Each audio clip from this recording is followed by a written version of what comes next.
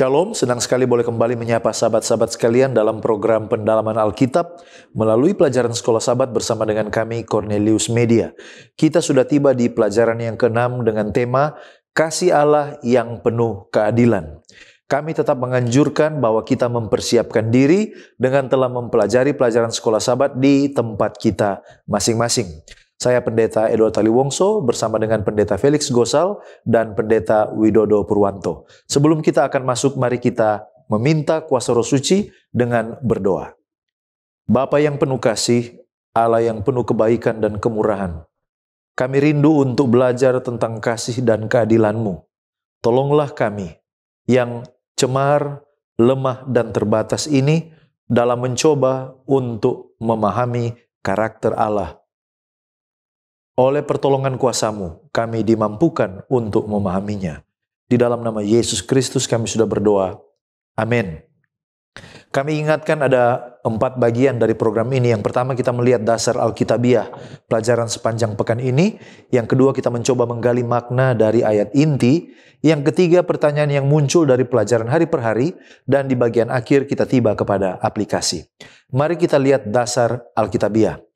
Mazmur 33 ayat 5, Tuhan mengasihi keadilan dan hukum, bumi penuh dengan kasih setianya. Mazmur 85 ayat 11, kebenaran dan damai sejahtera akan bertemu, keadilan dan kasih setia akan saling bercium-ciuman. Lalu ada Ulangan 32 ayat 4, Tuhan adalah gunung batu yang sempurna, perbuatan tangannya penuh keadilan tanpa kecurangan, Dia adalah setia dan benar. Lalu kemudian ada Yakobus 1 ayat 17. Segala pemberian yang baik dan yang sempurna berasal dari Allah yang tidak pernah berubah. Titus 1 ayat 2. Harapan akan hidup kekal didasarkan pada janji Allah yang tidak berdusta sejak kekekalan. Keluaran 32 ayat 14. Tuhan menyesali malapetaka yang hendak ditimpakan kepada umatnya setelah Musa memohon belas kasihan.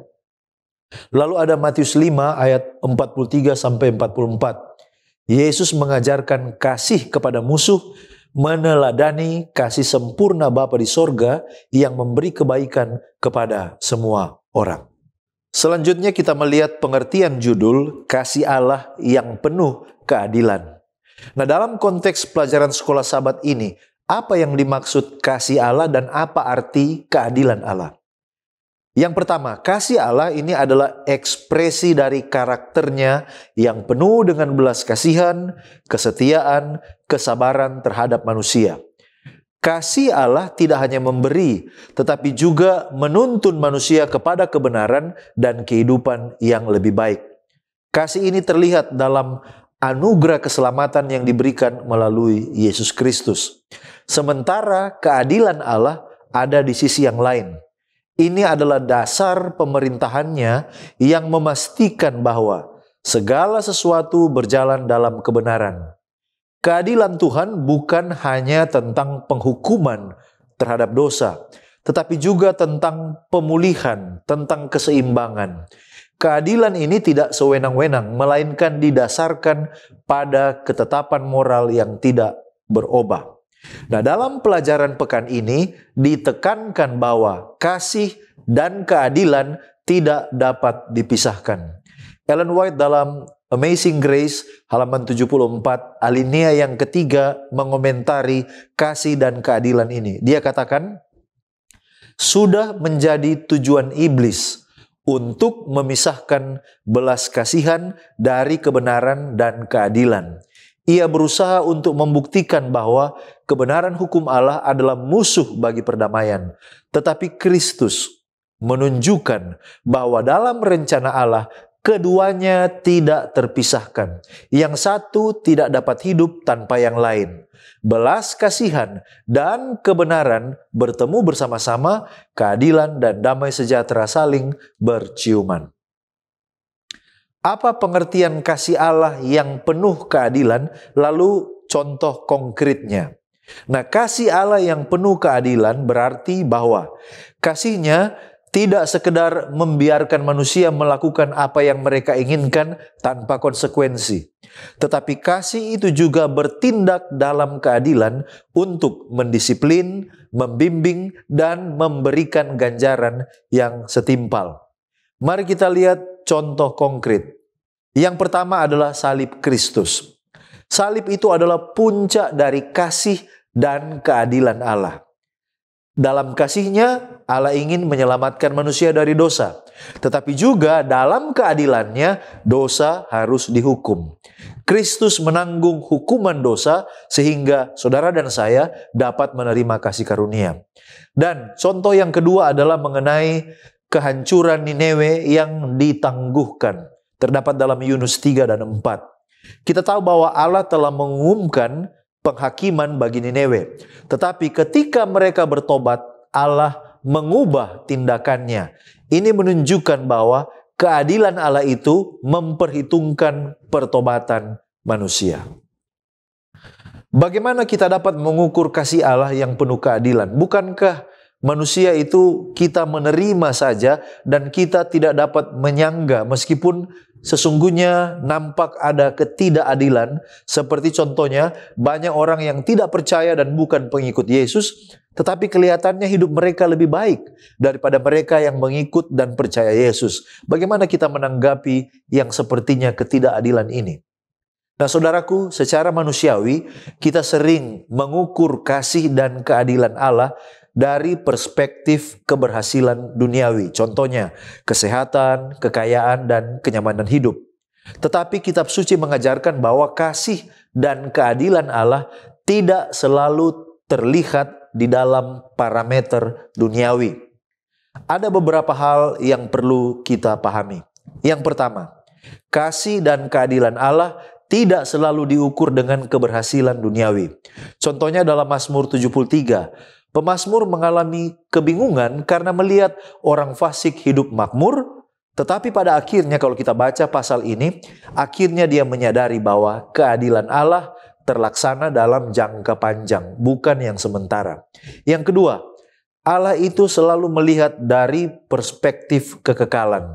Dalam 2 Korintus 4 ayat 17, Paulus menyatakan bahwa penderitaan saat ini hanya sementara dibandingkan dengan kemuliaan kekal yang nanti akan diterima. Yang ketiga, Allah itu bertindak berdasarkan rencana keselamatan. Maksudnya adalah Tuhan tidak hanya memperhitungkan keadaan kita di dunia ini, tetapi Dia memperhitungkan keselamatan kekal manusia. Yang keempat, penderitaan orang percaya itu memiliki tujuan.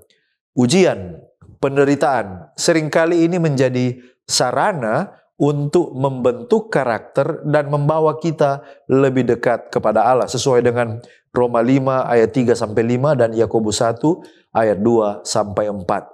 Jadi, meskipun dalam pandangan manusia tampaknya ada ketidakadilan, pada akhirnya kasih dan keadilan Allah sempurna akan dinyatakan sepenuhnya di dalam penghakiman terakhir. Wahyu 20 ayat 12-13.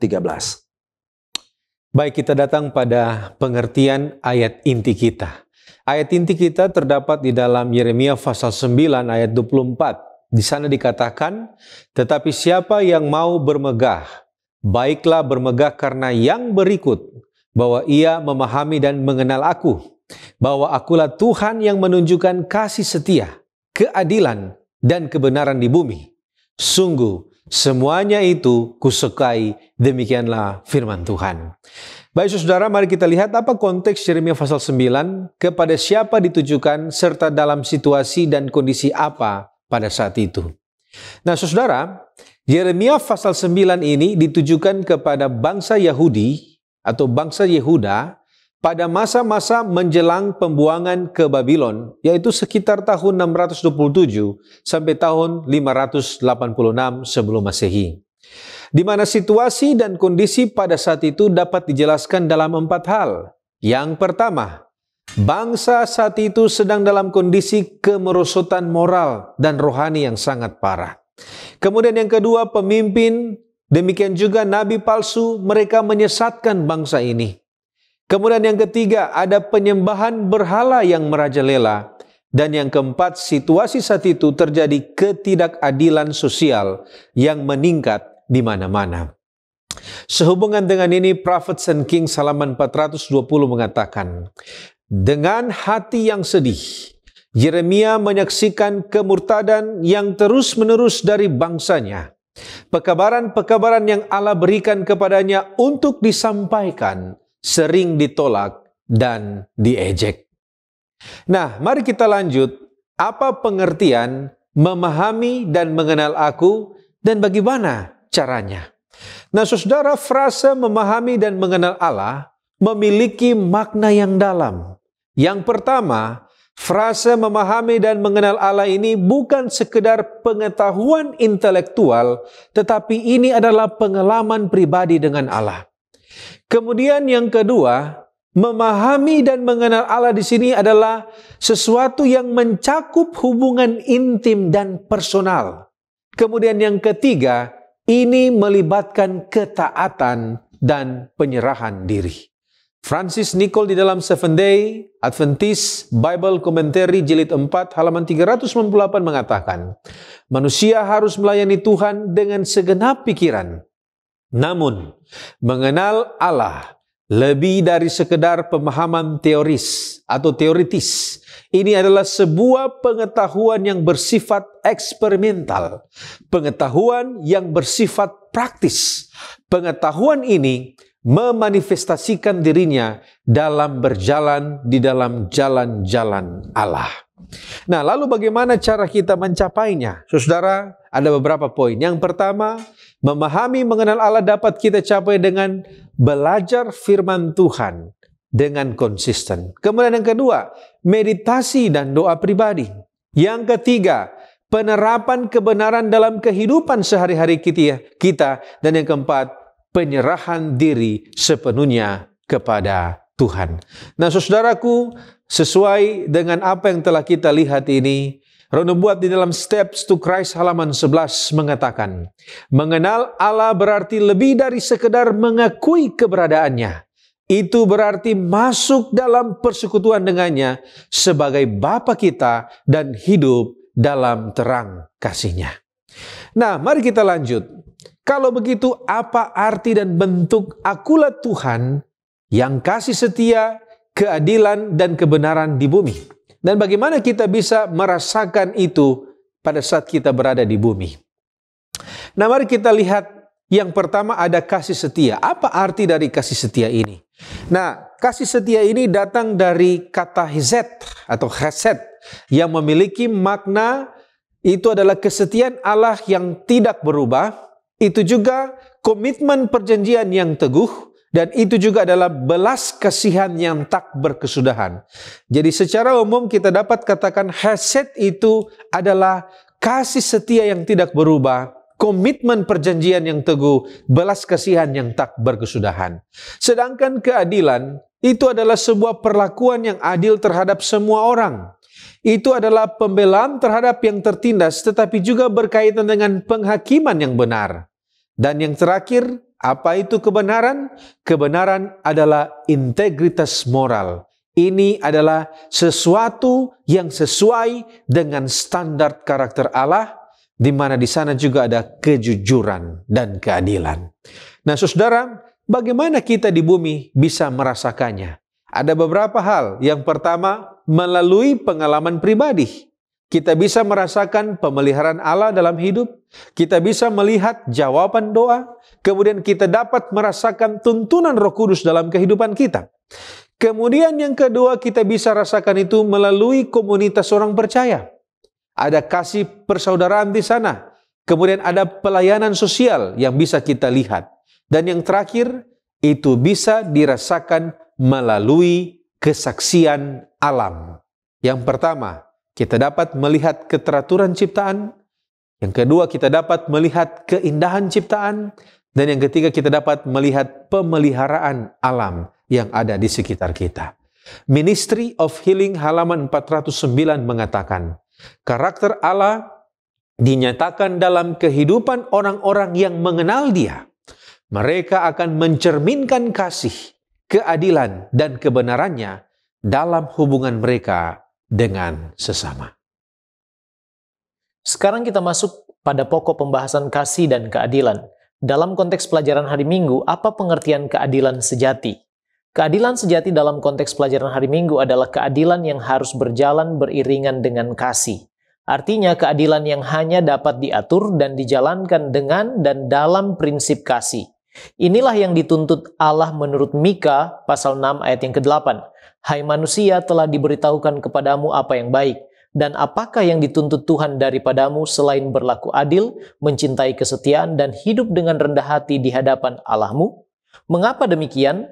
Karena Mazmur 33 ayat 5 katakan bahwa ia senang kepada keadilan dan hukum, bumi penuh dengan kasih setia Tuhan. Hal ini senada dengan Yeremia 9 ayat yang ke-24 yang menyatakan tentang Allah adalah Allah yang menunjukkan dan menyukai kasih setia, keadilan, dan kebenaran di bumi. Sayangnya, keadilan yang seperti ini tidak bisa diharapkan dari manusia berdosa karena telah sangat diselewengkan. Itulah sebabnya harapan untuk keadilan yang sejati ini hanyalah dari Allah. Ulangan 32 ayat 4 mengatakan gunung batu yang pekerjaannya sempurna karena segala jalannya adil, Allah yang setia dengan tiada kecurangan, adil dan benar Dia. Sefanya 3 ayat 5 menegaskan bahwa Tuhan adil dan tidak ada kelaliman padanya karena Ia melaksanakan keadilannya dengan kasih. Dari buku Alfa Omega jilid 6 halaman 415 di sana dikatakan, kasih Allah telah dinyatakan dalam keadilannya tidak kurang daripada kemurahannya. Keadilan menjadi dasar tahtanya dan buah dari kasihnya. Di dalam Allah, Mazmur 85 ayat 11 katakan kasih dan kesetiaan akan bertemu, keadilan dan damai sejahtera akan bercium-ciuman. Nah sekarang bagaimana tercipta keadilan berdasarkan kebenaran? Apakah ada proses pengadilan? Bukankah tidak adil kalau tidak ada kesempatan pembelaan dan ini sepertinya hanya penghakiman sepihak? Mari kita lihat dalam kitab Yesaya 16 ayat 5 dikatakan, maka suatu tahta akan ditegakkan dalam kasih setia dan di atasnya dalam kemah Daud akan duduk senantiasa seorang hakim yang menegakkan keadilan dan yang segera melakukan kebenaran. Ayat ini secara jelas menegaskan bahwa keadilan Allah tercipta melalui satu proses pengadilan. Proses pengadilan yang bagaimana? Mazmur 9 ayat 8 dan 9 mengatakan, tetapi Tuhan bersemayam untuk selama-lamanya, tahtanya didirikannya untuk menjalankan penghakiman. Dialah yang menghakimi dunia dengan keadilan dan mengadili bangsa-bangsa dengan kebenaran. Dari Mazmur 9 ayat 9 ada 2 poin tentang bagaimana pengadilan Allah dijalankan, yaitu yang pertama dengan keadilan dan yang kedua dengan kebenaran. Yohanes 17 ayat 17 bagian B katakan firman-Mu adalah kebenaran. Jadi kebenaran yang menjadi landasan penghakiman Allah adalah firman-Nya dan yang di dalamnya juga ada hukum-hukum serta perintah-perintahnya. Mazmur 119 ayat 160 mengatakan dasar firman-Mu adalah kebenaran dan segala hukum-hukum-Mu yang adil adalah untuk selama-lamanya.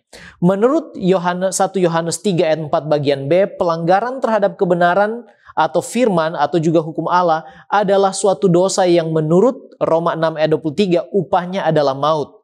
Dalam kondisi ini manusia yang berdosa tidak dapat membela dirinya sendiri di hadapan pengadilan Allah. Pengharapan kita hanyalah di dalam Kristus karena Dialah pembela kita. Roma 8 ayat 33 dan 34 katakan, siapakah yang akan menggugat orang-orang pilihan Allah? Allah yang membenarkan mereka. Siapakah yang akan menghukum mereka? Kristus Yesus yang telah mati, bahkan lebih lagi yang telah bangkit, yang juga duduk di sebelah kanan Allah yang malah menjadi pembela kita. Kemudian 1 Yohanes 2 ayat 1 dan 2. Anak-anakku, hal-hal ini kutuliskan kepadamu supaya kamu jangan berbuat dosa. Namun jika seorang berbuat dosa, kita mempunyai seorang pengantara kepada Bapa, yaitu Yesus Kristus yang adil. Dan Ia adalah pendamaian untuk segala dosa kita, dan bukan untuk dosa kita saja, tetapi juga untuk dosa seluruh dunia. Dalam buku Lift Him Up halaman 319 dikatakan, Yesus adalah pembela kita. Jadi kita tidak bisa membela diri kita sendiri. Tapi Yesus, Dialah imam besar kita dan juga pengantara kita. Ketika Ia mempersembahkan dirinya di kayu salib, pendamaian yang sempurna telah dibuat bagi dosa-dosa umat manusia. Sekarang bagaimana disebut kasih yang penuh keadilan berdasarkan kebenaran jika mereka belum tahu kebenarannya? Mazmur 25 ayat 8 mengatakan Tuhan itu baik dan benar, sebab itu Ia menunjukkan jalan kepada orang yang sesat. Artinya tidak mungkin Allah menghukum seseorang berdasarkan kebenaran yang belum pernah didengar atau diketahuinya. Testimonies for the Church volume 2 halaman 691 mengatakan, tidak seorang pun akan dihukum karena tidak mengindahkan terang dan pengetahuan yang tidak pernah mereka miliki dan yang tidak dapat mereka peroleh. Namun Allah itu Maha Tahu, Ibrani 4 ayat 13. Dan tidak ada satu makhluk pun yang tersembunyi di hadapannya, sebab segala sesuatu telanjang dan terbuka di depan mata Dia yang kepadanya kita harus memberikan pertanggungan jawab. Desire of Ages halaman 210, Ia telah memberikan terang dan hidup kepada semua orang, dan menurut ukuran terang yang diberikan setiap orang akan dihakimi. Kemudian Seventh Day Adventist Bible Commentary volume 3 halaman 1105 mengatakan, Allah membaca motif-motif rahasia dari dalam hati kita, dan Dia akan meminta pertanggungjawaban kita untuk setiap terang. Artinya, setiap kebenaran yang diberikan kepada kita masing-masing. Selanjutnya kita melihat Allah sepenuhnya baik dan benar. Apa pengertian atau hal atau sifat atau sikap apa yang membuat Allah itu baik dan benar dalam konteks pelajaran sekolah sahabat kita hari Senin? Nah, Allah adalah pribadi yang sepenuhnya baik dan benar karena Dia memiliki sifat yang sempurna dalam kasih, dalam kesetiaan, keadilan, dan kebenaran. Ulangan 32 ayat 4 menyatakan bahwa Allah adalah gunung batu, perbuatannya sempurna, karena segala jalannya adil, Allah yang setia dan tiada kecurangan. Adil dan benar Dia. Lalu ayat selanjutnya, Mazmur 92 ayat 16 juga menegaskan bahwa dalam Allah tidak ada kecurangan. Ada minimal 5 hal yang membuat Allah itu baik dan benar menurut Alkitab. Yang pertama, kesetiaannya. Yang kedua, keadilannya. Yang ketiga, kasih setianya. Yang keempat, kekudusannya. Dan yang kelima, kebijaksanaannya. Inilah karakter Allah sehingga kita bisa mengandalkan Dia dan menyebut Dia itu adalah Allah yang baik dan benar. Tapi tentunya muncul pertanyaan, jika Allah itu baik dan benar, mengapa ada kejahatan dan sepertinya tidak ada pencegahan manusia untuk berbuat jahat? Atau sebaliknya, mengapa orang baik dan orang percaya kehidupannya mengalami kemalangan dan sepertinya tidak baik-baik saja? Nah, saudaraku, kejahatan ada bukan karena Allah tidak baik, tetapi karena manusia diberikan kehendak bebas untuk memilih antara kebaikan dan kejahatan. Allah menciptakan manusia dengan kebebasan, tetapi banyak yang menyalahgunakan kebebasan itu untuk berbuat dosa. Ada beberapa alasan mengapa Allah mengizinkan adanya kejahatan. Yang pertama, kebebasan moral manusia. Kita harus ingat bahwa Allah tidak menciptakan manusia sebagai robot, tetapi memberi mereka pilihan.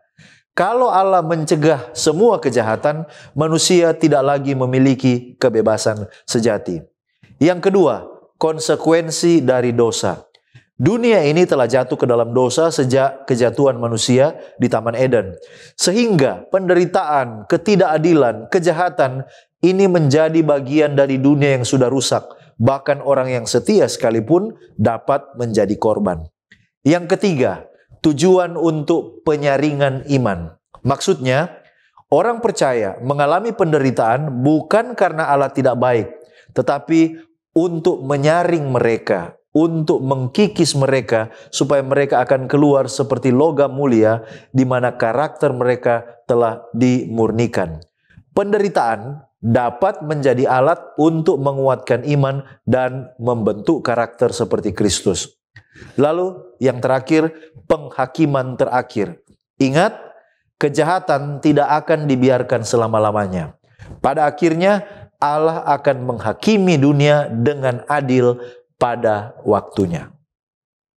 Pertanyaan selanjutnya, bagaimana kita bisa yakin dan percaya bahwa Allah itu memang baik dan benar di tengah-tengah ketidakadilan dunia ini yang kita saksikan? Meskipun dunia ini penuh ketidakadilan, tetapi kita dapat yakin bahwa Allah tetap baik dan benar oleh karena beberapa alasan. Yang pertama, oleh karena firman Tuhan yang menyatakan kebaikan Allah. Kitab suci dengan jelas menunjukkan bahwa Allah adalah hakim yang adil dan pengasih. Mazmur 145 ayat 9-17. Dan yang kedua, Yesus Kristus adalah bukti bahwa Allah itu kasih. Kehidupan, kematian, dan kebangkitan Yesus adalah bukti terbesar dan yang paling jelas bahwa Allah peduli terhadap penderitaan manusia dan Dia telah menyediakan jalan keselamatan. Ellen White dalam Science of the Times 2 Januari 1901 mengatakan hal ini. Dia katakan, Kristus adalah saluran yang melaluinya Bapa mencurahkan ke dalam dunia aliran kasih karunia-Nya yang kaya. Allah tidak dapat memberikan kurang dari kepenuhannya dan tidak mungkin baginya untuk memberikan lebih banyak lagi. Inilah kasih itu. Bukan kita yang telah mengasihi Allah, tetapi Allah telah mengasihi kita dan telah mengutus anaknya sebagai pendamaian bagi dosa-dosa kita. Lalu yang selanjutnya adalah rencana akhir Allah. Ingat bahwa suatu saat nanti kejahatan akan dihancurkan dan kebenaran akan menang sepenuhnya. Jadi, Allah adalah sepenuhnya baik dan benar. Meskipun dunia saat ini dipenuhi kejahatan dan ketidakadilan, meskipun orang percaya mengalami penderitaan, tetapi Allah memiliki tujuan yang lebih besar yang akan digenapi ketika kedatangannya yang kedua kali. Baik, kita tiba pada pokok pembahasan mengenai karakter Allah yang tidak berubah. Nah, apa pengertian karakter Allah yang tidak berubah? Bukankah contohnya sikap Allah bisa berubah dengan tidak menghukum kota Nineve? Nah, saudara, pertama-tama mari kita lihat apa esensi dari pengertian Allah yang tidak berubah ini. Ada beberapa hal. Yang pertama, Allah tidak berubah artinya Allah konsisten dengan sifat dasar Allah, yaitu kasih. Kemudian yang kedua, Allah tidak berubah artinya prinsip-prinsip moralnya tidak berubah. Dan yang ketiga, Allah tidak berubah artinya tujuan keselamatannya tetap sama, tidak berubah. Patriarchs and Prophets halaman 630 mengatakan, Allah kita tidak berubah. Dia tetap sama kemarin, hari ini, dan selama-lamanya. Ketetapan tahtanya adalah kebenaran dan keadilan. Nah, bagaimana dengan kasus Nineve? Sepertinya Allah berubah. Nah, ada 3 hal yang perlu kita pahami tentang kasus ini. Yang pertama, cerita tentang Nineve tidak memperlihatkan perubahan karakter, tetapi ini adalah respon terhadap pertobatan manusia. Yang kedua, cerita tentang Nineve mencerminkan konsistensi karakter Allah yang penuh dengan belas kasihan. Dan yang ketiga, cerita tentang Nineve ini sesuai dengan prinsipnya yang telah dinyatakan di dalam Yeremia pasal 18 ayat 7-8, yaitu Tuhan memiliki kuasa untuk mengubah keputusannya terkait suatu bangsa. Jika Tuhan telah menyatakan akan mencabut, merobohkan, dan membinasakan suatu bangsa, tetapi bangsa itu bertobat dari kejahatannya, maka Tuhan akan menyesal dan tidak jadi menjatuhkan malapetaka yang telah direncanakannya. SDA Bible Commentary menjelaskan, perubahan sikap Allah terhadap Nineve menunjukkan konsistensi karakternya yang penuh belas kasihan, bukan inkonsistensi. Allah selalu memberikan kesempatan untuk bertobat. Prophets and Kings halaman 271 mengatakan, belas kasihan Allah kepada Nineve menunjukkan bahwa Dia selalu siap mengampuni, baik mereka yang akan bertobat dengan sungguh-sungguh. Nah, mari kita lihat di dalam konteks pelajaran sekolah sahabat kita hari Senin, apa pengertian Allah tidak berubah secara moral. Nah, saudaraku, secara moral, Allah adalah sempurna dalam paling sedikit 3 hal. Yang pertama, Allah sepenuhnya kudus, setia, benar, dan penuh kasih.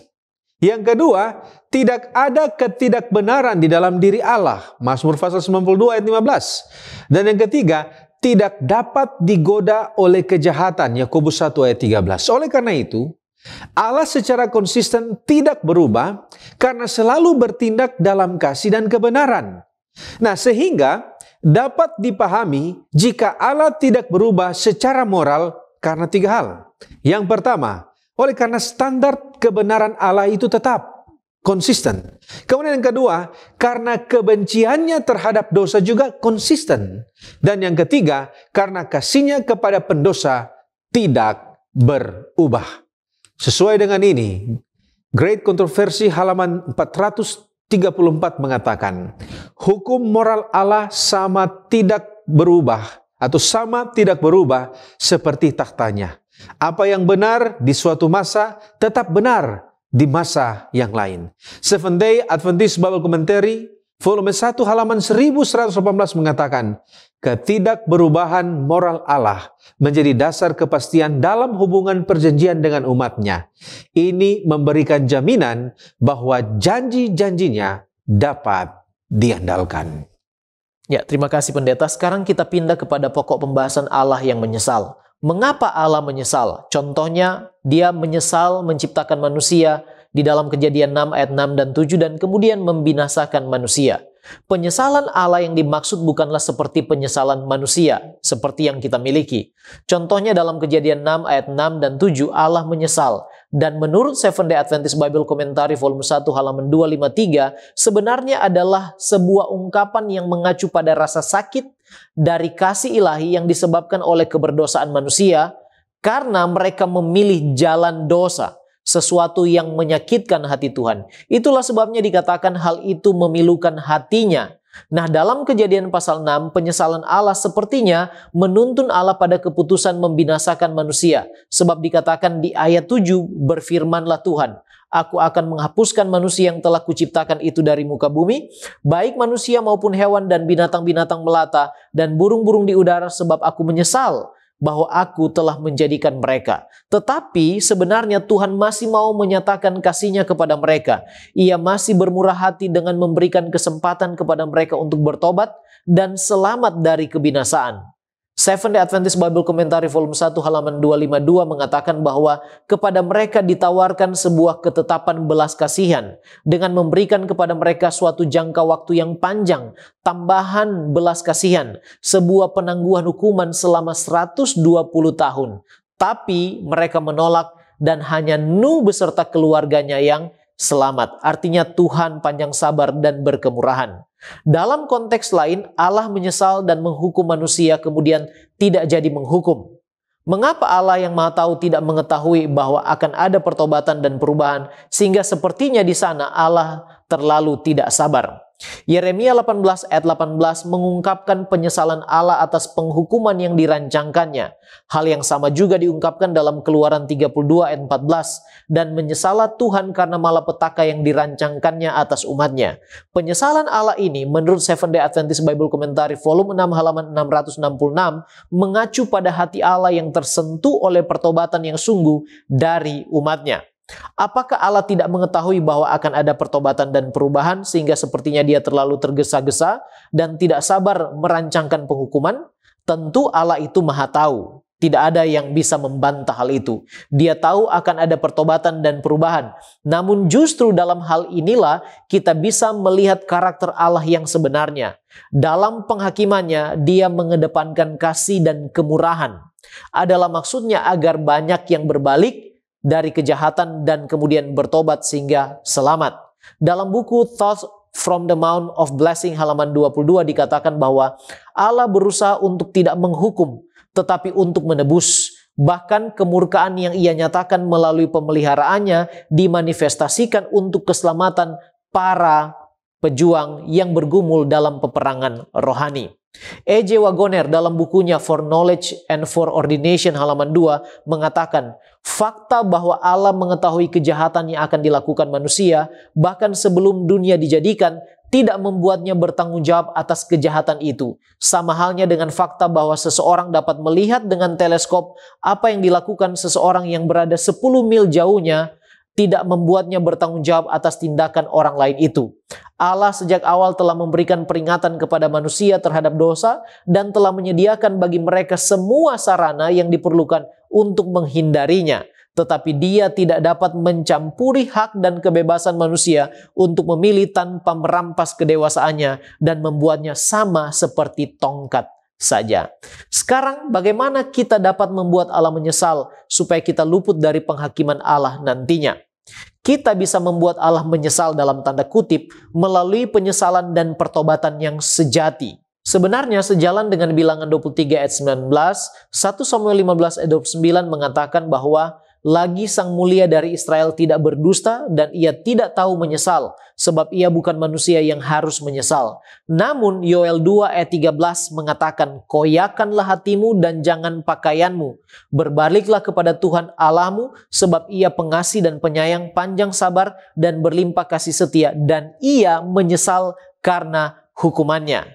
Seventh-day Adventist Bible Commentary volume 1 halaman 666 mengatakan, Tuhan tergerak oleh doa yang sungguh-sungguh dan tidak mementingkan diri sendiri dari hambanya yang setia.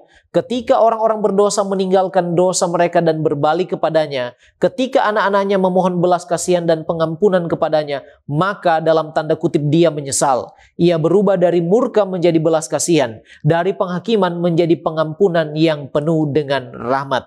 Jadi itulah yang harus kita lakukan. Seventh-day Adventist Bible Commentary volume 4 halaman 944 juga menegaskan, hanya pertobatan yang sungguh-sungguh yang dapat menghindarkan diri dari penghakiman yang mengancam itu. Baik, terima kasih pendeta. Sekarang kita melihat berpegang teguh pada kasih dan keadilan. Karena Allah kasih dan adil, apakah ada jaminan bahwa kita akan selalu hidup dalam damai sejahtera saat ini dan kemudian nanti dapat keselamatan? Bagaimana dengan jaminan ini? Nah, Allah memang menjamin keselamatan bagi mereka yang percaya kepadanya dan hidup dalam kasih serta kebenarannya. Seperti yang dinyatakan dalam Ulangan 7 ayat 9. Allah setia memegang perjanjiannya kepada orang yang mengasihi dan menaatinya. Kasih dan keadilannya itu mencapai puncak pada waktu pengorbanan Yesus di kayu salib, sesuai dengan Roma 3 ayat 25-26 dan Roma 5 ayat 8. Ini adalah jaminan keselamatan bagi orang percaya. Namun, damai sejahtera yang dijanjikan Allah tidak selalu berarti hidup tanpa penderitaan atau masalah di dunia ini. Yesus sendiri pernah berkata dalam Yohanes 16 ayat 33, dalam dunia kamu menderita penganiayaan, tetapi kuatkanlah hatimu, aku telah mengalahkan dunia. Jadi damai sejahtera sejati bukan tidak ada masalah, tetapi keyakinan bahwa Allah menyertai kita dalam setiap keadaan dan bahwa ada pengharapan dalam kehidupan kekal.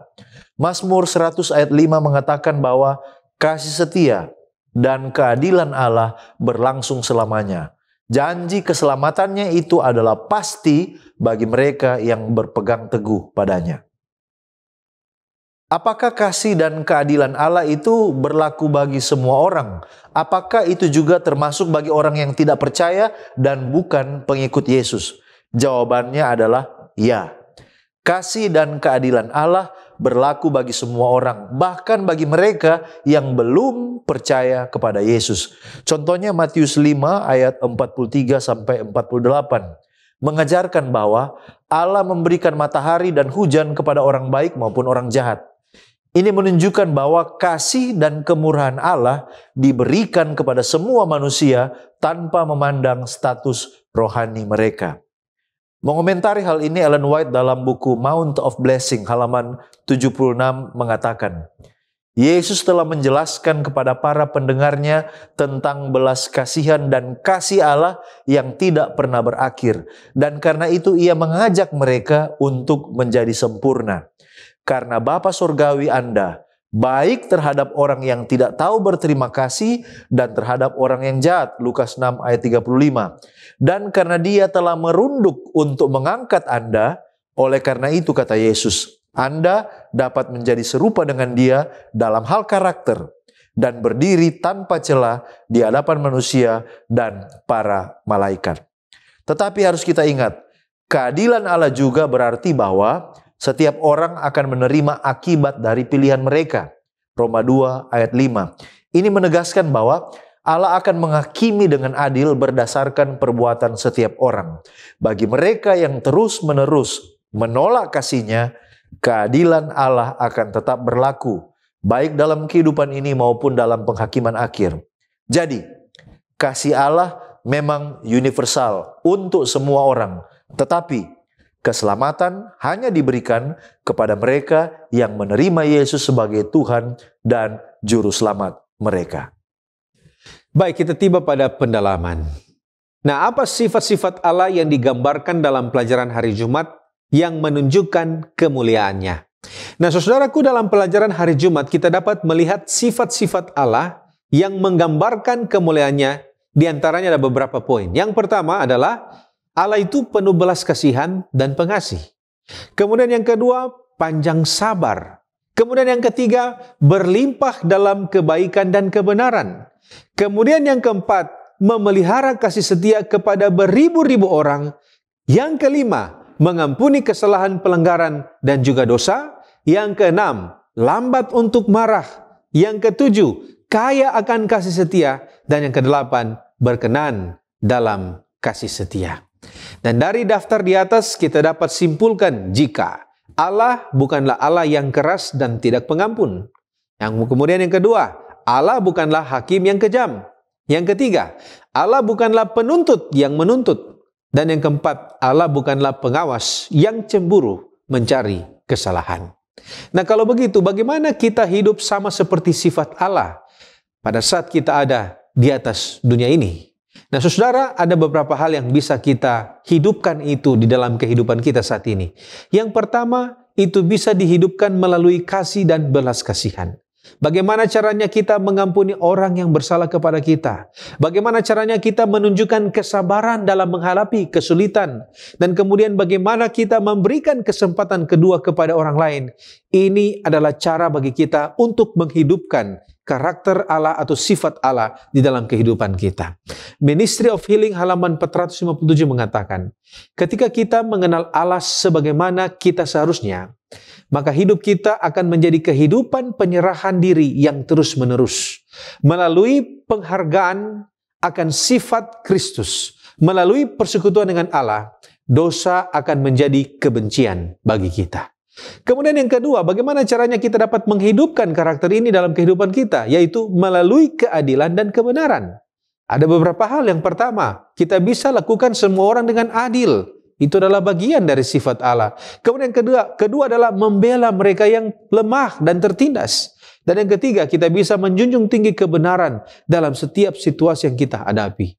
Seventh Day Adventist Bible Commentary volume 1 halaman 635 mengatakan, pengenalan akan karakter Allah seharusnya menginspirasi kita untuk mencerminkan sifat-sifatnya dalam hubungan kita dengan sesama. Dan yang terakhir, sifat-sifat ini dapat kita hidupkan pada saat kehidupan kita saat ini melalui kehidupan pribadi kita sehari-hari di mana saja kita berada. Christ Object Lesson halaman 67 mengatakan mereka yang mengaku mengikut Kristus harus mewakili karakternya seperti Kristus dalam sifatnya. Demikianlah juga harus pengikutnya dalam segala urusan hidup mereka.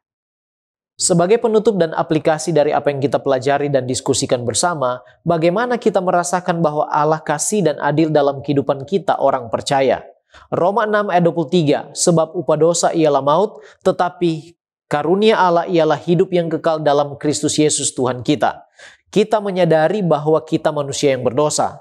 Dan Allah memberikan pengharapan kepada kita melalui kasih karunia-Nya. Roma 3 ayat 23-24 menjelaskan lebih lanjut.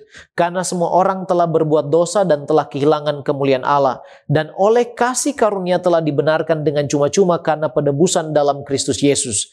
Kristus Yesus telah ditentukan Allah menjadi jalan pendamaian karena iman dalam darah-Nya. Hal ini dibuatnya untuk menunjukkan keadilannya karena ia telah membiarkan dosa-dosa yang telah terjadi dahulu pada masa kesabarannya.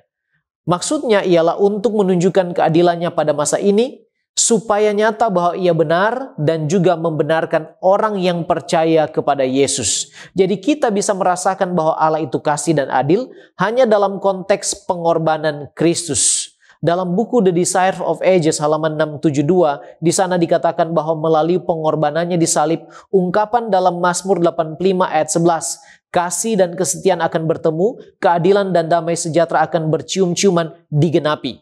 Itulah sebabnya Roma 8 ayat 1 katakan kepada kita, dan ini janji yang harus kita pegang. Demikianlah sekarang tidak ada penghukuman bagi mereka yang ada di dalam Kristus Yesus. Demikianlah kita boleh merasakan bahwa Allah itu kasih dan adil. Sekarang apa yang harus kita lakukan kalau kita merasa sepertinya Allah belum sepenuhnya kasih dan adil? Karena doa belum dijawab, kesulitan selalu menerpa, padahal orang yang tidak percaya lebih baik hidupnya. Yang harus kita lakukan ialah pertobatan yang sungguh dan berkesinambungan, artinya terus-menerus. Seventh-day Adventist Bible Commentary volume 4 halaman 944 mengatakan, doa tidak mengubah pikiran Allah, tetapi doa mengubah para pemohon.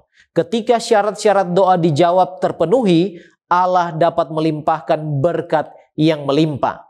Kalaupun doa kita belum terjawab, kita perlu cek lagi seperti apa doa kita dan bagaimana kita berdoa. Sebab Yakobus 4 ayat 3 mengingatkan kita, atau kamu berdoa juga tetapi kamu tidak menerima apa-apa karena kamu salah berdoa. Sebab yang kamu minta itu hendak kamu habiskan untuk memuaskan hawa nafsumu. Dan bila kita masih merasakan kesulitan atau penderitaan hidup, tidak perlu kita lihat kehidupan orang lain yang mungkin secara materi lebih baik hidupnya dari kita. Yakobus 1 ayat 2-4 mengatakan, saudara-saudaraku, anggaplah sebagai suatu kebahagiaan apabila kamu jatuh ke dalam berbagai-bagai pencobaan, sebab kamu tahu bahwa ujian terhadap imanmu itu menghasilkan ketekunan, dan biarkanlah ketekunan itu memperoleh buah yang matang, supaya kamu menjadi sempurna dan utuh dan tak kekurangan suatu apapun. Jadi pada akhirnya kita perlu terus percaya dalam doa kita bahwa Allah itu kasih dan penuh keadilan. Mari kita tunduk kepala dan berdoa. Bapa kekal, Allah kami yang kami percaya penuh kasih dan juga adil adanya. Kami bersyukur memiliki Allah seperti Engkau yang telah menyatakan kasih dan keadilan-Mu melalui pengorbanan anak-Mu yang tunggal Yesus Kristus demi menebus kami yang seharusnya mengalami maut akibat dosa kami. Tuhan, terima kasih.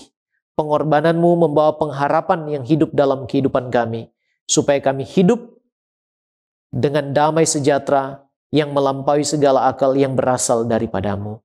Tuhan berkati kami, supaya kami mampu mengimplementasikan apa yang kami pelajari dan diskusikan dalam kehidupan Kristen kami, ya Tuhan. Kami boleh berjalan dalam terang iman, kami boleh selalu berharap kepadamu, kami boleh melakukan apa yang Kau kehendaki dalam kehidupan kami melalui pertolongan sorga, yaitu kuasa Roh Kudus. Ini doa kami Tuhan, berkati kami semua serta ampunilah kami dari dosa kami. Dalam nama Tuhan Yesus, kami sudah berdoa, haleluya, amin.